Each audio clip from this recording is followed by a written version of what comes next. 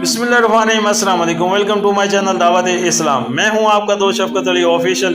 उम्मीद करता हूं कि आप सब लोग ईमान के आला दर्जे पे होंगे। सूरत आल इमरान के आयत नंबर 61 का तर्जुमा, ये इल्म आ जाने के बाद अब जो कोई इस मामले में तुमसे झगड़ा करे तो ए मोहम्मद इससे कहो कि आओ हम और तुम खुद भी आ जाएं और अपने अपने बाल बच्चों को भी ले आएं और खुदा से दुआ करें कि जो झूठा हो उस पर खुदा की लानत हो।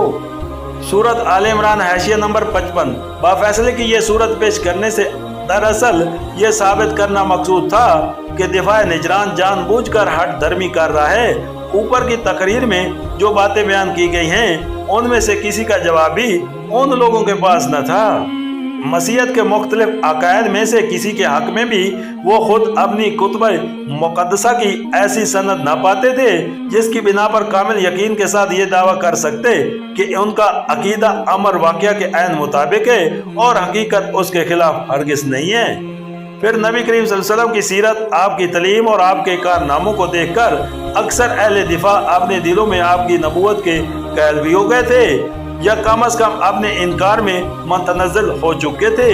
इसलिए जब उनसे कहा गया कि अच्छा अगर तुम्हें अपने अकीदे की सदाकत का पूरा यकीन है तो आओ हमारे मुकाबले में दुआ करो कि जो झूठो उस पर खुदा की लानत हो, तो उनमें से कोई इस मुकाबले के लिए तैयार ना हुआ।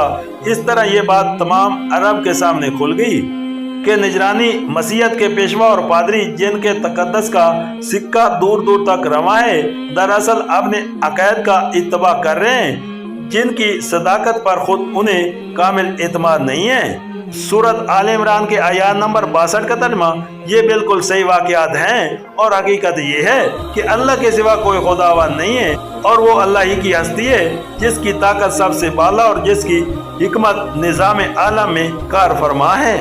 सूरत आल इमरान के आयत नंबर 63 का तर्जुमा, बस अगर ये लोग इस शर्त पर मुकाबले में आने से मुंह मोड़े तो उनका मुफस्सिद होना साफ खुल जाएगा और अल्लाह तो मुफस्सिरों के हाल से वाकिफ ही है। सूरत आल इमरान के आयत नंबर 64 का तर्जुमा, कहो ए अहले किताब आओ ऐसी बात की तरफ जो हमारे और तुम्हारे दरमियान यकसा है, ये कि हम अल्लाह के सिवा किसी की बंदगी न करें, इसके साथ किसी को शरीक ना ठहराएं और हम में से कोई अल्लाह के सिवा किसी को अब न रब न बना ले।